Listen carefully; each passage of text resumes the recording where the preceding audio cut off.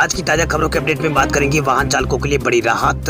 Traffic नियम तोड़ने पर अब नहीं जब्त होगा लाइसेंस, आने वाला है नए नियम। आखिर क्या है पूरी खबर बताएंगे आपको इस अपडेट में। साथ ही यहाँ पर कोरोना की दूसरी लहर के चलते कई राज्यों में स्कूल और कॉलेज बंद, ऑनलाइन पढ़ाई का दिया गया है निर्देश। आखिर क्या है पूरी खबर बताएंगे आपको इस अपडेट में। साथ ही यहाँ पर किसानों के लिए खुशखबरी, बिना मैसेज के भी खरीदी जाएगी किसानों की फसल, सरकार ने दी है बड़ी राहत।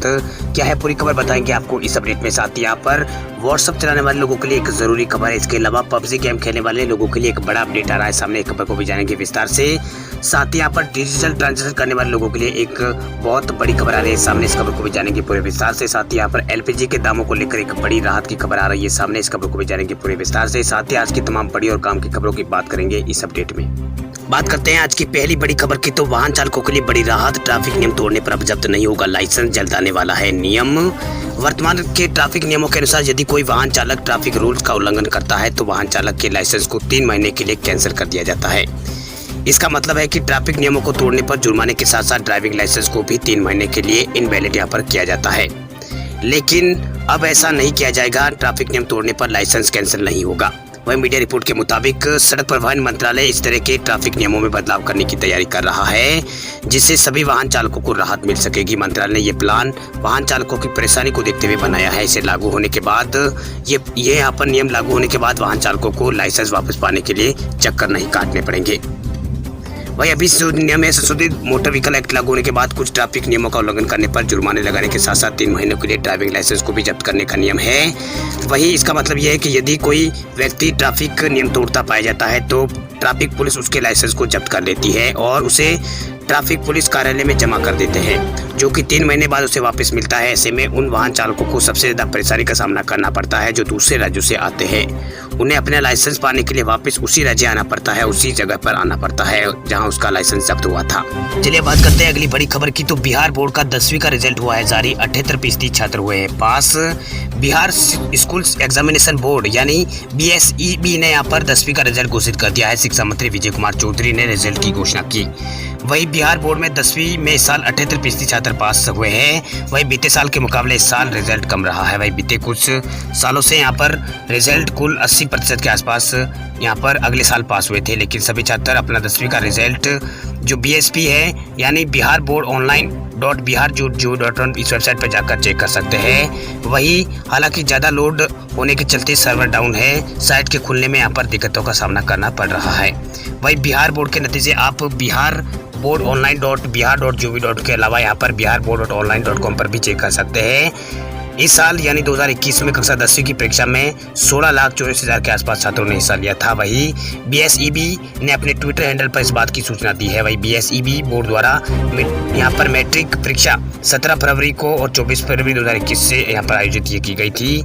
बिहार बोर्ड का रिजल्ट देखने के लिए सबसे पहले आपको biharboard.online.gov.in पर जाना होगा। इसके अलावा यहाँ पर biharboard.online.com पर भी जा सकते हैं। वही होम पेज पर आपको 10वीं बोर्ड का रिजल्ट का लिंक दिखेगा, वहाँ पर आपको क्लिक करना होगा।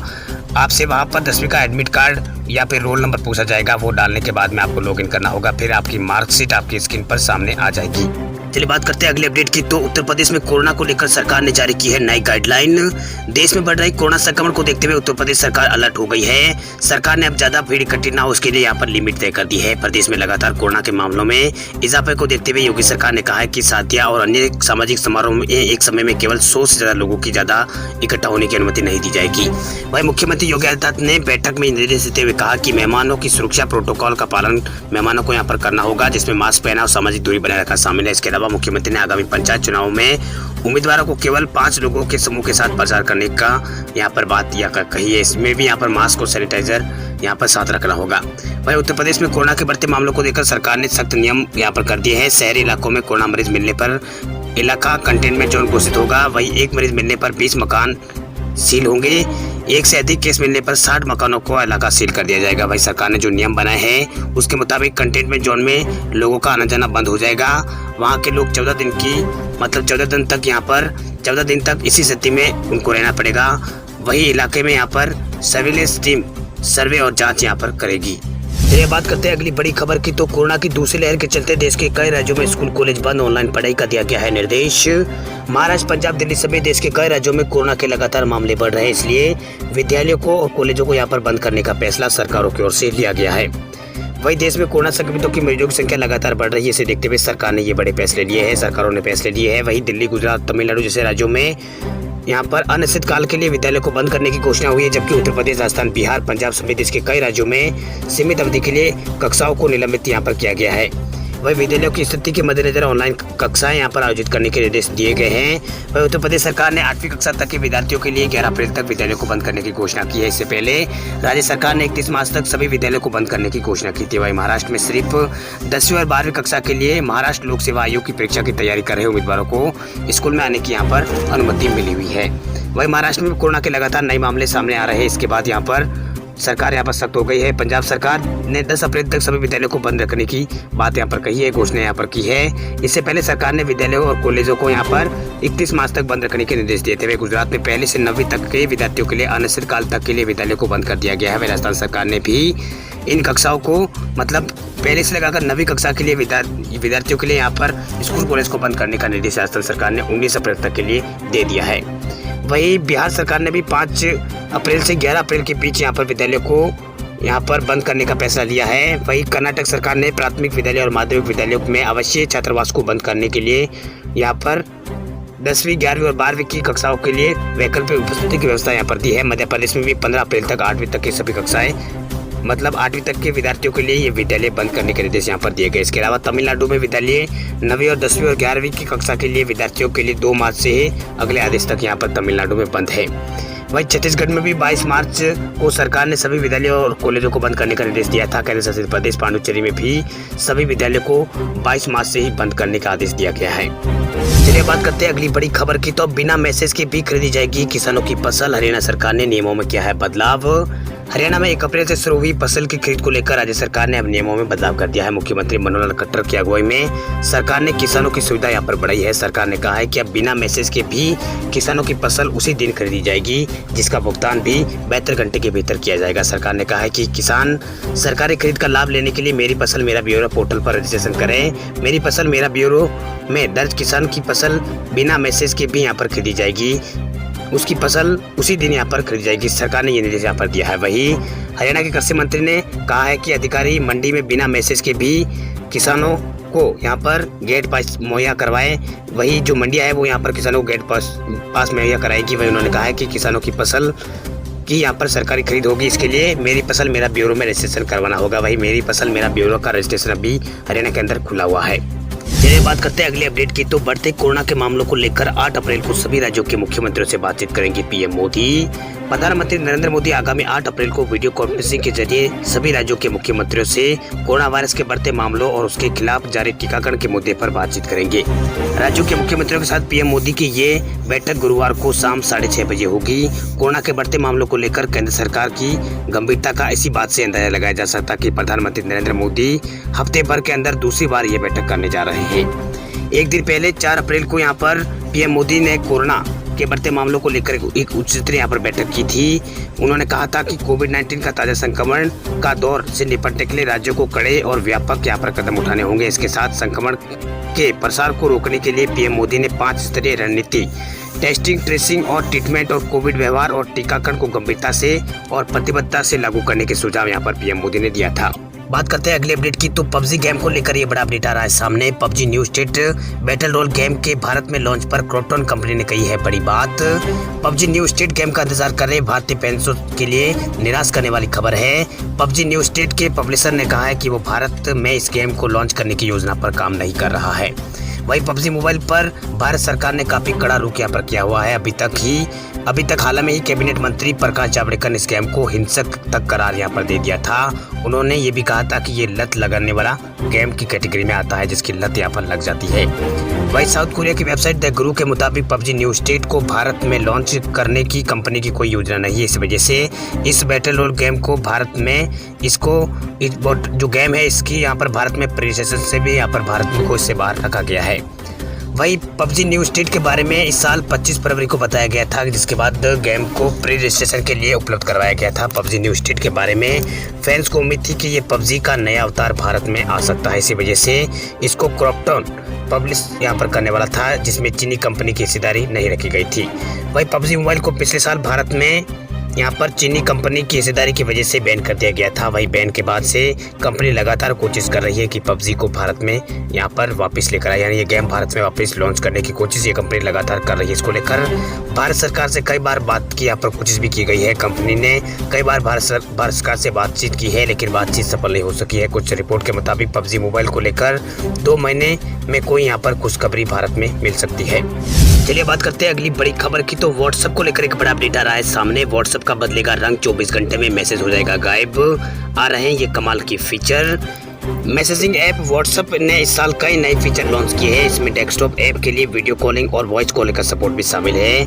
अब कंपनी कुछ नए फीचर्स को जोड़ने का काम कर रही है। नए फीचर आ जाने के बाद आप व्हाट्सएप का रंग बदल सकेंगे, साथ ही इस पर इंस्टाग्राम रील्स के वीडियोस भी देख पाएंगे। तो अब आपको बता दें कि कौन कौन से व्हाट्सएप के अंदर नए फीचर्स यहाँ पर आने वाले हैं। तो पहले फीचर की बात करें तो कंपनी एक नए फीचर पर बात कर रही है। इसके तहत व्हाट्सएप का जो रंग है ऐप का वो आप बदल सकेंगे, जो अक्षरों वगैरह का रंग है वो आप ये बदल सकेंगे। वही VA बीटा इन्फॉर्मेशन एक वेबसाइट के अनुसार इसको यहाँ पर स्क्रीनशॉट शेयर किए गए हैं, जिसमें पता लगता है कि नया फीचर यूजर्स के लिए यहाँ पर चैट बॉक्स में कलर बदलने का मौका देगा। इसके साथ ही टेक्स्ट का कलर और यहाँ पर कलर को यहाँ पर अलग अलग कलरों में यहाँ पर इसको लिया जा सकता है। वही व्हाट्सएप जल्द ही अपने यूजर्स को अलग प्लेबैक स्पीड और वॉइस मैसेज को सुनने की सुविधा देगा, यानी आप वॉइस मैसेज को यहाँ पर फास्ट स्पीड यहाँ पे धीमी स्पीड में सुन सकेंगे। इसके अलावा यहाँ पर फिलहाल व्हाट्सएप पर जो ऑडियो मैसेज है सिर्फ सामान्य स्पीड की ही सुनने की सुविधा इसमें मिलती है। वही यूजर्स को 3 प्लेबैक स्पीड मैसेज को सुनने का यहाँ पर ऑप्शन मिलेगा, जैसे यूट्यूब के अंदर है। यूट्यूब में वीडियो को स्पीड देखने का है, स्लो देखने का जो है वो सब कुछ, जैसे यूट्यूब की तरह ये व्हाट्सएप यहाँ पर इसको बदलने जा रहा है। वही व्हाट्सएप में यहाँ पर कई तरह के नए फीचर और आने वाले हैं, जिसको लेकर व्हाट्सएप ने यहाँ पर तमाम जानकारी यहाँ पर दी है। वही व्हाट्सएप अपने प्लेटफॉर्म पर इंस्टाग्राम रील्स का सपोर्ट भी जोड़ने का काम कर रहा है, यानी आप इंस्टाग्राम के जो शॉर्ट वीडियो है वो व्हाट्सएप पर देख सकेंगे। व्हाट्सएप के जो वेबसाइट है VA बीटा इन्फॉर्मेशन, इसके मुताबिक जल्द ही व्हाट्सएप पर एक नया सेक्शन होगा जहाँ यूजर्स इंस्टाग्राम रील्स के वीडियो देख पाएंगे। ये फेसबुक और व्हाट्सएप और इंस्टाग्राम इंटीग्रेशन प्लान का हिस्सा हो सकता है। फिलहाल इस फीचर के बारे में कोई ज़्यादा जानकारी यहाँ पर नहीं मिली है। अब बात करते हैं देश भर के कोरोना आंकड़ों की। तो देश में कोरोना ने अब तक के सभी रिकॉर्ड तोड़े। पहली बार भारत में एक दिन में 1 लाख से ज़्यादा मामले हुए हैं दर्ज। देश में जानलेवा कोरोना वायरस ने अब तक के सभी रिकॉर्ड तोड़ दिए हैं। महामारी शुरू होने के बाद से आज पहली बार एक दिन में संक्रमण के 1 लाख से ज़्यादा नए मामले सामने आए हैं। ये संख्या 1,03,558 रही है। पिछली बार एक दिन में सबसे ज़्यादा मामले 16 सितंबर 2020 को दर्ज किए गए थे। तब भारत में कोरोना संख्या जो मामलों की संख्या थी वो 57,894 थी। तब 1132 लोगों की मौत हुई, जबकि पिछले 24 घंटों में 78 लोगों की भारत में मौत हुई है। वही स्वास्थ्य मंत्रालय की ओर से जारी किए गए ताज़ा आंकड़ों के मुताबिक देश में संक्रमण के कुल मामलों की संख्या बढ़कर 1,25,89,067 हो गई है, जबकि अब तक 1,65,101 लोगों की मौत हो चुकी है। देश में दिन पर एक्टिव केस यहाँ पर बढ़े हैं, जिसकी संख्या 7,41,830 हो गई है। कल कोरोना के यहाँ पर भारत में 52,000 से ज़्यादा लोग ठीक हुए हैं, जिसके बाद देश में ठीक होने वाले लोगों की संख्या 16,62,000 के आसपास पहुँच चुकी है। 1,16,62,000 के आसपास पहुँच गई है। वही स्वास्थ्य मंत्रालय के मुताबिक देश में कोरोना वैक्सीन के अब तक यहाँ पर 7,51,05,163 डोज दी जा चुकी। वही कुल वैक्सीनेशन का ये 60.9%, यानी इसमें 8 राज्यों में टोटल ये हुआ है। सबसे ज़्यादा यहाँ पर 9,68,000 के आसपास वैक्सीन महाराष्ट्र में लगी है। वही देश में कुल वैक्सीन का ये यहाँ पर 43% है। वही वैक्सीन 5 राज्य महाराष्ट्र, गुजरात, उत्तर प्रदेश और राजस्थान और पश्चिम बंगाल में यहाँ पर देश में 43% वैक्सीन यहाँ पर टोटल लगी है इन्हीं राज्यों में। वही देश में महामारी से बुरी तरह से प्रभावित महाराष्ट्र में 8 बजे से साप्ताहिक लॉकडाउन की घोषणा यहाँ पर की गई है। वही राज्य में सरकार ने बैंकिंग और बीमा क्षेत्र को छोड़कर निजी यहाँ पर जो निजी कार्यालय है उसको बंद करने की घोषणा की है। वही कर्मचारियों को घर से काम करने की अनुमति दी गई है। इसके अलावा कई अन्य प्रतिबंध भी सरकार द्वारा लगाए गए हैं। वही महाराष्ट्र में अकेले महाराष्ट्र के अंदर पिछले 24 घंटों में यहाँ पर 47,000 से ज़्यादा नए मामले सामने आए हैं। वही प्रधानमंत्री नरेंद्र मोदी ने कल यहाँ पर कहा था कि कोविड-19 संक्रमण के इस दौर से निपटने के लिए राज्यों को कड़े और व्यापक कदम उठाने होंगे। वही इस तरह से कई तरह के यहाँ पर सुझाव पीएम मोदी ने दिए थे। वही देश में कुल संक्रमितों के मामलों में 91% मामले, मतलब जो देश में जो कुल संक्रमित मामले में 91% मामले 10 राज्यों से है, जिन्हीं 10 राज्यों में सबसे ज़्यादा मौतें भी हुई है।